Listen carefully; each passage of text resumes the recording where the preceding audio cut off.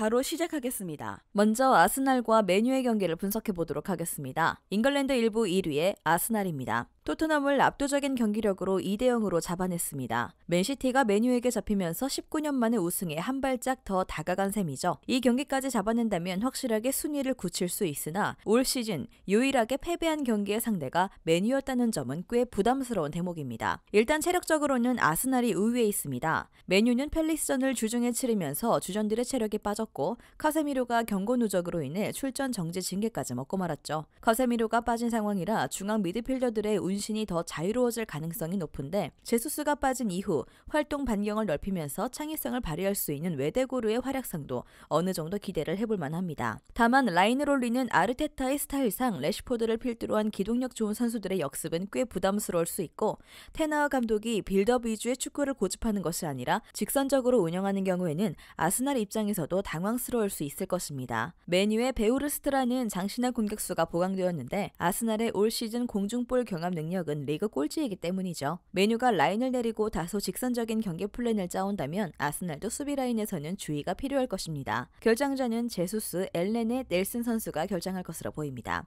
잉글랜드 1부 3위의 맨유입니다. 팰리스에게 1대1로 비기면서 많은 것을 잃었습니다. 선수단의 체력과 카세미르의 경고 누적 이탈, 승점 3점을 얻어내지 못한 3중고에 시달려야 하는 상태입니다. 특히 카세미르의 이탈은 가장 뼈아픈 요소일 텐데 카세미르가 입단하기 전에 전문 수비형 미드필더의 부재로 에릭센, 프레드, 맥토미니 중 2명을 골라서 짠 조합은 재앙급의 경기력을 보여주었기 때문입니다. 일단 리버풀을 잡았던 경기에서 보여주었던 에릭센, 맥토미니로 3선 라인을 조합하고 바란 마르티네즈가 뒤를 받치는 양상으로 나올 가능성이 높습니다. 앞서 언급했던 직선적인 경기 플랜을 짜는 것도 충분히 가능성 있는 시나리오입니다.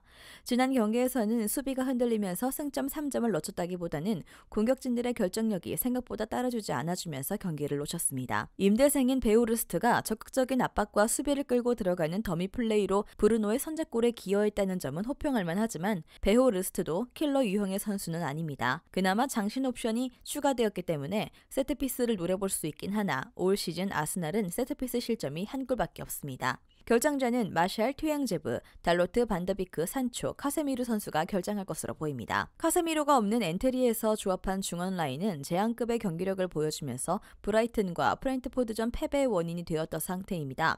물론 맨유도 리버풀을 잡았을 때의 조합으로 나서면서 직선적인 플랜을 짠다면 아스날에게 어느 정도의 위협은 갈 수 있겠으나 아스날의 플랜 A 수행을 그대로 보고만 있어야 한다는 문제가 있습니다. 아스날 승리 예상합니다.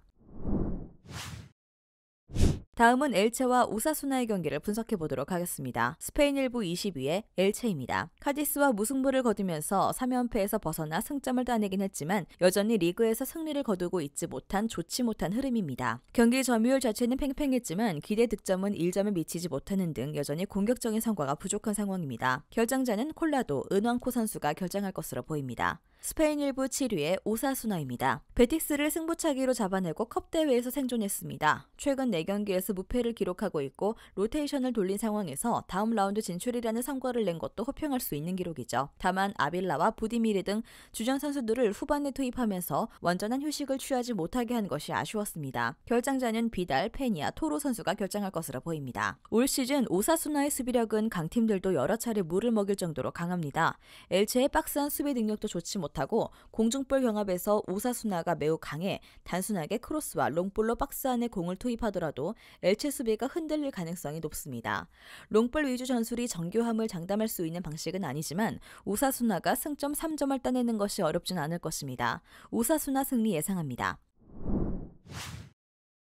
다음은 바르셀로나와 헤타페의 경기를 분석해 보도록 하겠습니다. 스페인 1부 1위의 바르셀로나입니다. 레알 마드리드를 압도해버리면서 스페르코파를 우승했습니다. 가비를 펄스 윙어로 사용하면서 중앙 장악력을 높이고 측면은 발대를 전진시키는 전술이 완벽히 들어맞았다는 평가입니다. 사비 감독은 미드필더들에게도 꾸준히 전진성을 요구하는 타입인데 지난 경기에서는 부스케츠도 상대 진영으로 전진하는 모습이었는데 대용이 중원을 잡아주면서 부스케츠의 전진으로 생긴 공간을 커버하는 모습을 보여주고 있습니다. 있습니다. 이 덕분에 부스케츠의 기동성 문제를 해결하면서 수비적으로 안정감이 생긴 것은 덤입니다. 올 시즌 에스파뇰에게 허용한 한 골을 제외하면 바르셀로나가 리그 홈에서 허용한 실점은 하나도 없었습니다. 결장자는 페란 선수가 결장할 것으로 보입니다. 스페인 1부 15위의 헤타페입니다. 3연패를 기록하고 있습니다. 강등권 팀인 세비야와 잠재적인 강등권 경쟁팀인 에스파뇰에게 2경기 연속 1대2 패배를 당하면서 승자 승이 우선인 라리가에서 순위 싸움에 불리한 위치에 서게 되고 말았습니다. 다음 일정도 베티스, 아틀레티코, 라이오, 발렌시아를 만나는 일정이라 쉽지 않습니다. 앞서 언급했듯이 키케 플로레스 감독은 압박을 상당히 중시하는 타입입니다. 지난 시즌 헤타페를 강등권에서 살린 것도 키케 플로레스 선임 이후 압박에 관련된 수치가 전임 감독 시절에 비해 대부분 나아졌기 때문인데요. 바르셀로나의 후방 빌드업을 저지하기 위해 중원에서 상당한 강한 강도의 압박을 구사할 가능성이 높아졌는데 올 시즌에는 압박과 태클 관련된 수치가 리그에서 최하위 수준으로 떨어지면서 효과가 크지 않다는 것이 변수입니다. 결장자는 아람바리 선수가 결장할 것으로 보입니다. 헤타페의 강한 압박 전술에 고전할 가능성이 높긴 하지만 헤타페도 자신들이 압박을 당할 때 풀어나오는데 어려움이 많습니다. 바르셀로나가 자신들이 계속 주도권을 잡기 위해 소유권을 잃은 상태에서도 부분적인 압박에 들어서는 점을 감안하면 헤타페가 빌드업을 시도하다가 실수가 나오는 경우가 나올 수 있습니다. 결정력이 좋은 레반도프스키가 버티고 있는 바르셀로나를 상대로 수비 실수 하나는 치명적인 결과로 이어질 것입니다. 바르셀로나 승리 예상합니다. 마지막으로 빌바오와 레알 마드리드 경기를 분석해 보도록 하겠습니다. 스페인 1부 8위의 빌바오입니다. 에스파뇰을 1대0으로 제압했습니다. 이냐키는 선발로 출전하지 않으면서 레알전을 대비하는 모습이었는데 이 때문에 니코가 우측으로 가면서 좋은 활약을 했고 역시 니코는 오른쪽, 이냐키는 왼쪽으로 배치되어야 역습의 기동성이 좋아진다는 점을 증명했습니다. 올 시즌 빌바오의 장점은 기동성입니다. 레알 마드리드를 상대로 잘 통할 가능성이 있어 보이는데 최근 레알 마드리드 팀 전반적으로 기동력과 에너지 레벨이 상당히 떨어져 있는 상황이기 때문입니다. 레알 마드리드가 이틀 정도밖에 휴식이 없었고 직전 경기에서도 비아레알의 에너지에 밀리면서 전반을 0대2로 마치는 등 좋지 못했기 때문에 직선적인 기동성을 이용한 단순한 역습으로도 레알 마드리드를 꽤 흔들 수 있을 것으로 보입니다. 결장자는 마르티네즈, 알바레즈 선수가 결장할 것으로 보입니다. 이탈리아 1부 2위의 레알 마드리드입니다. 비아레알을 잡아내면서 약 5년 만에 비아레알 원정에서 승리를 거두었습니다. 이제는 리그에 집중하면서 승점 3점 차이인 바르셀로나를 추격해야 하는 상태입니다. 다만 지난 경기 경기력도 만족스럽다고 보기에는 어려웠습니다. 전반전에만 2골을 허용하면서 끌려갔고 점유율과 슈팅 숫자에서도 비아레알에게 밀려있기 때문이죠. 현재 안첼로티 감독이 로테이션을 매우 소극적으로 돌리고 있어 월드컵까지 치른 주전 선수들의 체력은 점점 떨어져가고 있는 중입니다. 기동력 저하로 인해 상대 압박과 스피드에 밀리면서 후방 빌드업도 불안해지고 있는 것은 덤입니다. 모드리치는 휴식을 취했다곤 하나 월드컵이 끝난 뒤에 모드리치는 늘 경기력적으로 불안했던 모습을 자주 보여준 바 있었습니다. 결장자는 추아메니, 알라바, 바스케즈 선수가 결장할 것으로 보입니다. 레알 마드리드의 최근 에너지 레벨이 상당히 떨어진 상황이고 후방에서 풀어나오는 것이 어려워지면서 수비적으로 부하가 많이 가해지고 있는 상태입니다. 직전 경기가 끝나고 이틀밖에 휴식이 없었기 때문에 빌바오의 기동력이 상당히 부담스러울 것입니다. 다만 레알 마드리드도 어떻게든 득점력을 발휘하고 있어 빌바오의 승리까지 보기에는 어려울 것입니다. 무승부 예상합니다. 영상에서 알려드리는 내용들은 모두 1차 분석 내용들이며 2차 분석과 최종 조합픽은 영상 하단 고정 댓글 링크로 문의 주시면 안내 도와드리도록 하겠습니다. 시청해주셔서 감사합니다.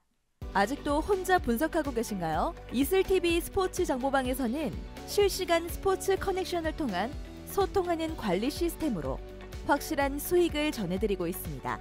정보방 입장 조건은 없으며 일반인들은 쉽게 접할 수 없는 배당 흐름 분석, 모든 경기 라인업과 결장자, 마지막으로 분석 모델링을 통한 최종 조합픽까지 무료로 제공해드리고 있습니다. 물론 마음에 안 들면 둘러보시고 나가셔도 됩니다. 혼자 하면 단기간으로 수익을 볼 수도 있겠지만 함께하면 장기간으로 꾸준한 수익이 가능합니다. 정보방 무료 참여하시고 꾸준한 수익을 원하시는 분들은 영상 고정 댓글 링크로 문의 주시면 안내 도와드리겠습니다. 늦지 않았습니다. 함께 합시다.